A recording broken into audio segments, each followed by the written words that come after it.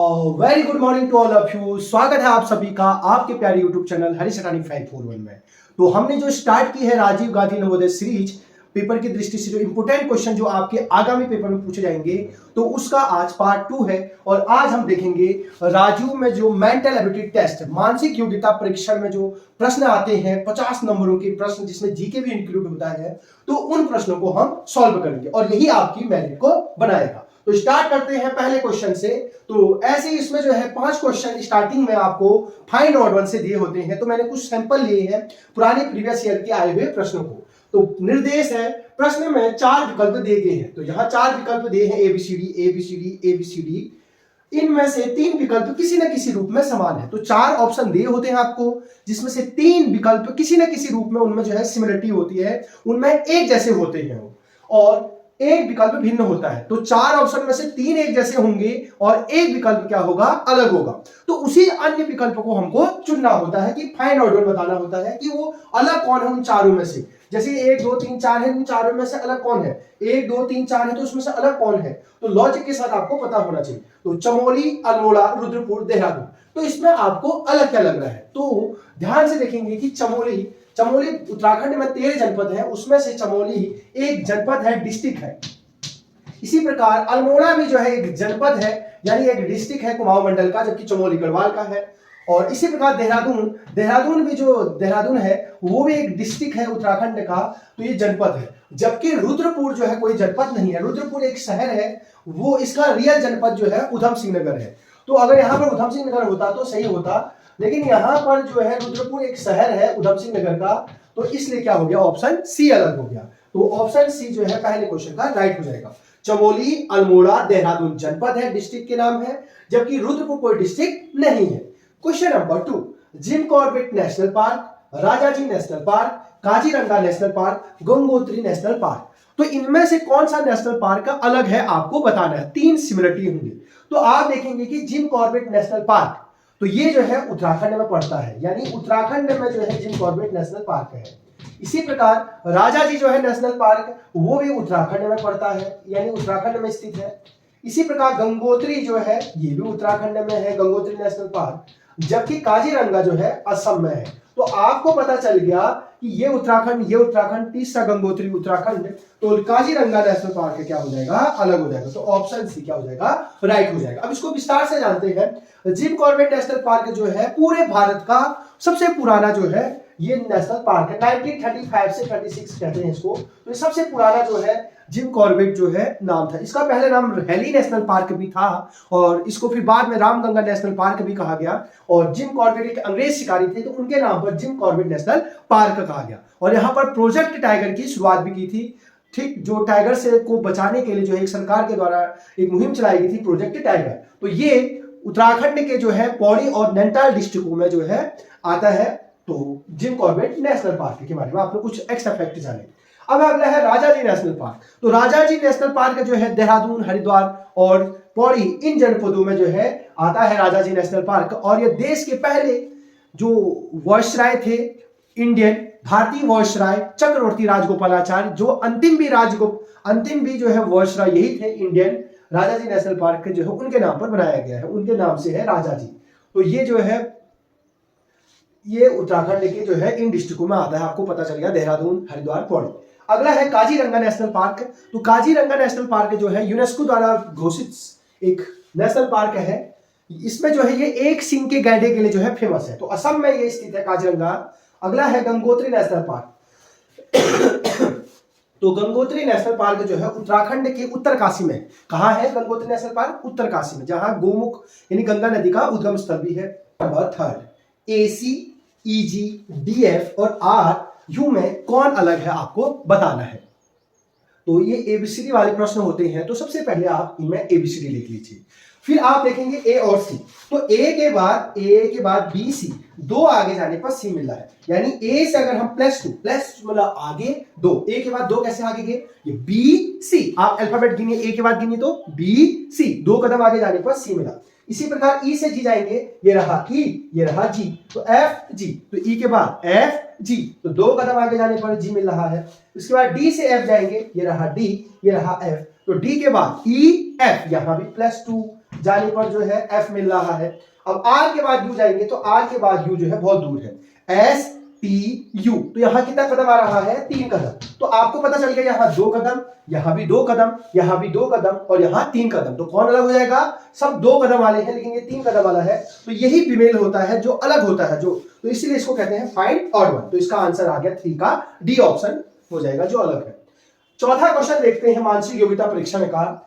Africa, Australia, England, Europe, इसमें से क्या अलग हो गया। तो ये 4 क्वेश्चन आपको मैंने फाइंड ऑर्डर के दिए थे। अफ्रीका, ऑस्ट्रेलिया, इंग्लैंड, यूरोप में क्या अलग होगा। तो आपको पता है जो अफ्रीका है ये भी एक महाद्वीप है। तो पूरी दुनिया में जो है 7 महाद्वीप होते हैं, उसमें से एक महाद्वीप है अफ्रीका। दूसरा, ऑस्ट्रेलिया भी एक महाद्वीप है। ऑस्ट्रेलिया भी क्या है, एक महाद्वीप है।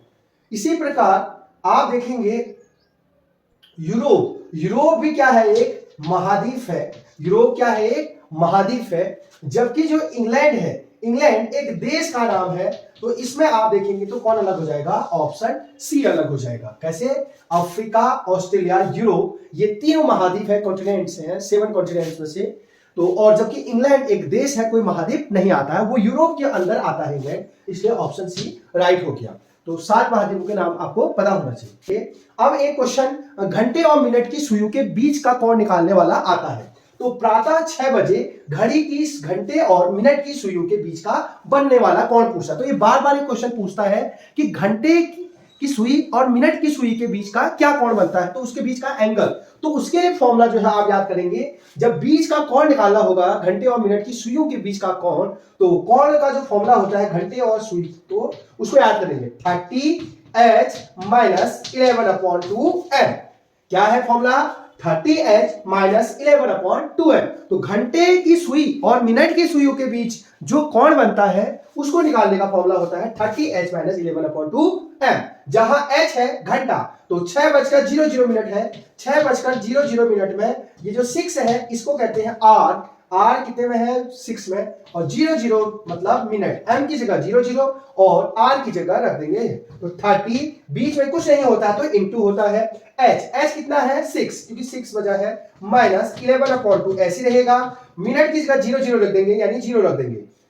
तो 6 3 जा 18, 1 0 हो जाएगा।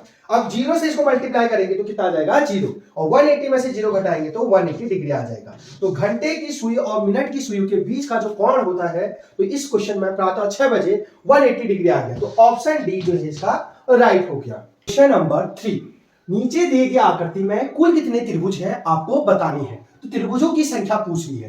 त्रिभुज अर्थात 3 भुजाओं से घिरी हुई आकृति, चाहे वो इस प्रकार की हो, चाहे वो इस प्रकार की हो, या ऐसा हो, उल्टा हो, तो 3 भुजाओं से घिरी हुई आकृति को क्या कहते हैं, त्रिभुज। जिसमें 3 कोण होते हैं या 3 भुजाएं होती हैं। तो हमें इस क्वेश्चन में त्रिभुजों की संख्या काउंट करनी है, चाहे वो छुपे हैं या वैसे दिए हैं, तो उनमें त्रिभुजों की संख्या निकालनी है। तो यानी how many triangle in this figure, तो ये ऐसा क्वेश्चन वो पूछ रहा है। तो सबसे पहले में काउंटिंग करते हैं। तो ये हो गया पहला त्रिभुज है, आप देख सकते हैं ये जो है ट्राइंगल है, तो ये फर्स्ट नंबर का ट्राइंगल हो गया। इसी प्रकार इसके बगल में है, ये सेकंड नंबर का ट्राइंगल हो गया। ये वाला देखेंगे तो ये थर्ड नंबर का ट्राइंगल ये हो गया। इसी प्रकार ऊपर वाला देखेंगे तो ये फोर्थ नंबर का ट्राइंगल ये हो गया। इसी प्रकार ये देखेंगे तो फिफ्थ नंबर का ट्राइंगल ये हो गया, और इसी प्रकार ये हो गया 6। और कुछ बच्चे क्या करेंगे, 6 ऑप्शन में टिक कर देंगे, उनका आंसर गलत हो जाएगा, क्योंकि इसमें 6 नहीं है, कुछ हिडन भी है, यानी कुछ छिपे हुए भी ट्राइंगल है। तो आप उसको मैं दिखा रहा हूं, आप देखिए ये वाला बड़ा वाला ट्राइंगल जिसको मैं दोबारा कलर कर रहा हूं, तो ये देखिए जिसको मैं बार बार कलर करूंगा, ये ट्राइंगल, इसमें 3 भुजाएं हैं, बड़ा सा ट्राइंगल छुपा था। तो 6 पहले हो गए थे, ये वाला बड़ा हो गया 7, और इसी का उल्टा जो है ये भी छुपा था, बड़ा सा ट्राइंगल, तो कितने हो गए 8। तो ऑप्शन बी जो है राइट हो गया। तो इसमें कितने ट्राइंगल है, इसमें 8, 6 छोटे वाले, 1 बड़ा और 1 उल्टा वाला। तो इस प्रकार आपको 8 ट्राइंगल इसमें दिखे। अगला क्वेश्चन दिया है कि 4 बराबर a, यानी जहां पर 4 होगा वहां पर a लिखना है। 5 बराबर b, जहां पर 5 लिखा होगा वहां पर क्या लिखना है, b। बहुत ही सरल क्वेश्चन। 6 की जगह c लिखने के लिए कह रहा है, और 7 की जगह d लिखना है। तो हमें बता रहा है कि 5 6 7 4 को क्या लिखा जाएगा। तो आपको पता है, सिंपल सी बात, 5 को क्या कह रहा है, 5 को देखेंगे तो b। 6 का कोड क्या है, 6 को क्या लिखने के लिए कह रहा है, C।